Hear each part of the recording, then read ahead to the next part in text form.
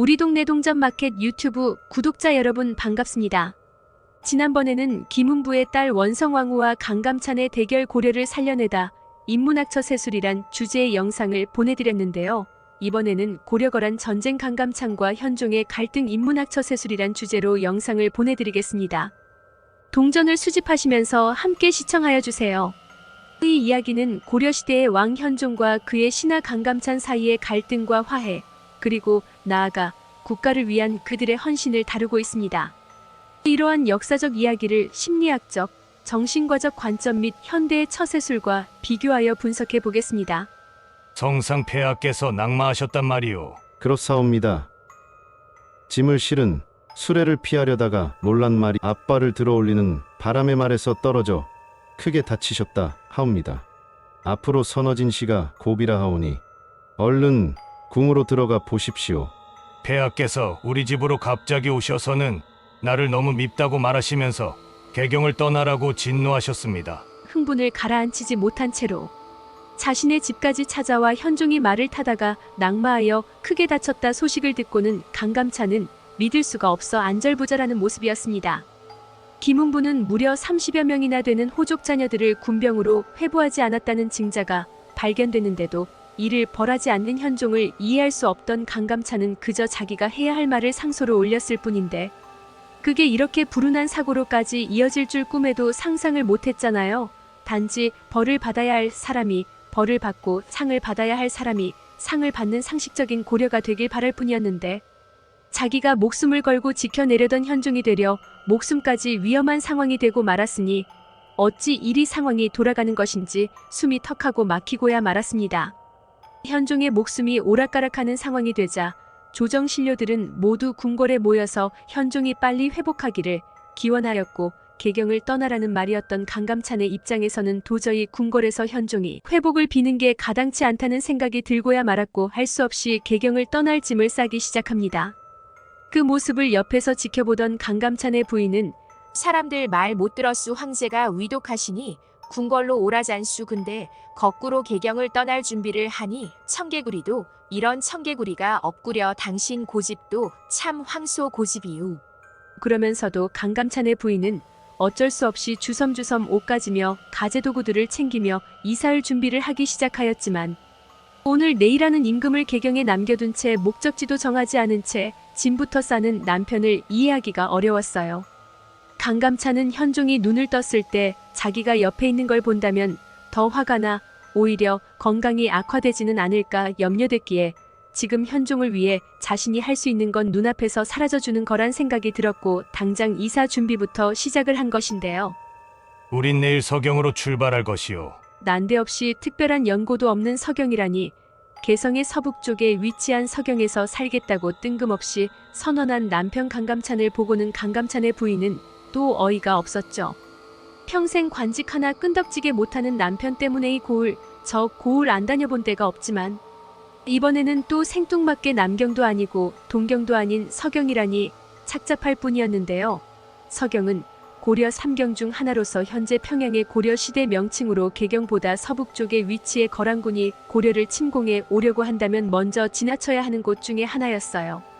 개경에서 현종과 부딪히기보다는 차라리 거란군의 침공을 더 잘 대비할 수 있는 군사적 요충지가 될 만한 곳으로 이사하자는 강감찬의 깊은 뜻이 담긴 이사이기도 했는데요. 하지만 부상이 회복되고 잠에서 깨어난 현종은 강감찬이 왜 서경으로 갔는지 그 진심도 간파하지 못하였고 강감찬이 자신이 시킨 대로 이사했다는 소식에 그동안 내 말은 개똥으로 알던 자가 이 말 하나는 기가 막히게 빨리 따라했군. 그래.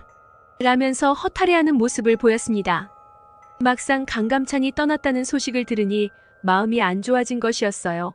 시시각각 조정신료들 앞에서 자기를 망신 주어 강감찬에게 기분이 상할 대로 상해 있는 데다가 꼴 보기 싫어 파직시키고 났더니 이제는 상소문까지 올려 망신을 주고 자신이 아끼는 김은부를 내쳐라 말하자 도저히 그 분노를 참을 수 없던 현종은 한때는 자기와 뜻을 같이 했던 강감찬을 목 졸라 죽이려는 듯한 포즈까지 취했지만 막상 부상에서 회복이 되곤 하자 자꾸 이 기억이 떠올라 강감찬께 미안한 마음이 들 뿐이었습니다. 막상 강감찬이 없는 개경을 보고 있자니 큰 인재를 잃은 것 같아 속상한 현종은 강감찬에게 다시 돌아오라 일렀지만 서경으로 이사간 강감찬은 아니 된다면서 자신은 계속 서경에 남겠다고 고집을 부렸어요. 이번에도 참을 수 없던 현종이 말을 타고 강감찬이 있는 서경으로 달려간 상황. 바로 그때 강감찬은 맨발로 뛰쳐나와 현종을 극진히 맞이하는 모습을 보입니다.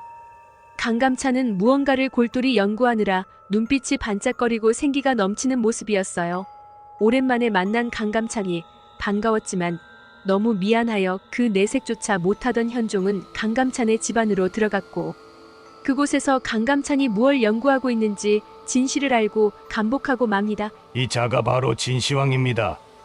성상폐하가 그토록 이루고 싶어하는 군현제를 성공시킨 진나라의 왕이지요. 강감찬은 진시황의 초상화를 보여주면서 진시황이 군현제를 성공시킬 수 있었던 이유를 차분하게 설명하기 시작하였습니다. 기원전 221년 진시황제가 천하를 통일하자 봉건제를 폐지하고 군현제를 실시하여 전국을 36군 나누었습니다. 군 아래 다수의 현을 설치하고 중앙으로부터 관리를 파견하여 다스렸고 군에는 감허사, 군수군의 현에는 현의 현승현령을 만들었으며 중앙정부와 비슷하게 군사, 감찰, 민정의 3권을 나누었고 이렇게 체계적인 관리하에 비로소 중앙집권 체제의 기초가 다져졌죠. 고려도 분명 그렇게 될 것이옵니다. 적게는 7년에서 8년, 길게는 수십 년 아니 수백 년이 될지도 모르겠지만 반드시 폐하께서 그 기틀을 만드실 것입니다. 성상폐하, 소신은 폐하께 이루고자 하는 중앙집권 체제를 반대하는 것이 아니옵니다. 소신이야말로 고려가 안정이 되고 나면 제일 먼저 오족을 정리하고자 하는 진료 중의 하나임을 왜 모르시나이까? 다만 거란의 침공이 언제 시작될지 모르는 지금은 그때가 아닐 뿐이기에 말렸던 것일 뿐이옵니다. 그동안 현종은 자신이 쫓아낸 강감찬이 시골 마을에 살면서 황제를 원망하는 패배자의 모습이 되었을지도 모른다 생각했죠. 하지만 강감찬은 패배자의 모습은커녕 거란을 경계하기 위해 서경으로 이사 후 9년제의 기틀까지 연구하고 있었으니 결국 강감찬의 진심을 알게 된 현종은 강감찬을 부둥켜 안고 자신의 잘못을 사죄하며 강감찬께 목을 조르려 했던 과오를 진심으로 미안해하는 모습을 보여 강감찬은 눈시울을 붉혔죠. 이후 1018년 강감찬은 서경유수 내사 실랑 평장사에 임명되고 거란이 침공하자 상원수가 되어 원수 강민첨과 함께 20만 대군을 이끌고 나가 거란과 대적하는 큰 공을 세우게 됩니다. 흥화진 전투에서 거란족을 크게 무찌르고 이어 지주와 신은원에서 고려군의 협공으로 패퇴하는 요나라 군을 추격하여 귀주에서 섬멸하게 되는데 이 전투를 귀주 대첩이라 부르는데요. 거란족 10만여 명 중에서 살아남은 자는 겨우 수천에 불과하였다 하니 강감찬의 승리는 실로 대단한 것이었습니다. 수많은 포로와 전리품을 가지고 돌아오자 현종은 크게 기뻐하여 직접 영파지에 마중을 나와 금화 팔찌를 머리에 얹어주고 오색 비단으로 화려하게 천막을 친 후 전승을 축하하는 연회를 베풀어 주었다 해요. 귀주 대첩의 승리로 거란은 이제 더 이상 고려를 침략하게 하는 야욕을 포기하였고 고려와 거란의 평화적인 국교가 성립돼 그 후 고려가 발전하는 계기가 되었다고 합니다. 이 이야기에서 강감찬은 현종을 지키려 하나 그의 방식이 왕과 충돌합니다. 강감찬의 행동은 그가 왕을 위해 최선을 다하고 있음을 나타냅니다. 그러나 현종은 이를 오해하여 강감찬을 멀리합니다. 이는 정신과적으로 오해와 의사소통 부재로 볼 수 있으며 이로 인한 갈등은 많은 관계에서 발생할 수 있는 일반적인 문제입니다.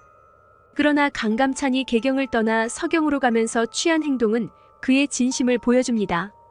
현종은 나중에 강감찬의 진심을 이해하고 화해를 청합니다. 이는 심리학에서 말하는 갈등 해결 과정의 좋은 예입니다. 감정의 해소와 서로의 입장을 이해함으로써 관계가 회복됩니다. 현대 처세술에서도 이러한 갈등 해결 과정은 중요합니다. 상대방의 입장을 이해하려는 노력, 적절한 의사소통, 그리고 오해를 풀기 위한 적극적인 조치는 모든 인간관계에서 중요한 역할을 합니다. 강감찬과 현종의 사례는 개인적인 감정을 넘어서 상대방의 입장을 이해하고 존중하는 것이 얼마나 중요한지를 보여줍니다. 이 이야기에서 현종과 강감찬 모두 스트레스와 감정적 동요를 겪습니다. 현대 정신과학에서는 이런 감정적 동요를 관리하는 것이 중요하다고 봅니다. 갈등 상황에서 감정을 잘 조절하고 상대방의 관점을 이해하는 능력은 개인의 정신 건강을 유지하는 데 필수적입니다. 이처럼 고려와 거란의 전쟁시대 고려 국왕 현종과 강감찬의 이야기를 통해 본 오늘날의 심리학적, 정신과적 접근과 처세술은 인간 관계에서 오해를 풀고 화해하는 과정의 중요성을 강조합니다. 서로의 입장을 이해하고 존중하는 것은 과거나 현재나 변하지 않는 인간 관계의 핵심 원칙입니다. 우리 동네 동전마켓 유튜브 구독자 여러분, 오늘은 여기까지입니다. 계속적으로 동전과 지폐 수집에 관한 다양한 영상과 역사인문학에 관한 다양한 영상을 보내드리겠습니다. 이 영상이 유익하셨다면 구독과 좋아요 꼭 눌러주시면 감사하겠습니다. 다음 영상에서 또 만나요.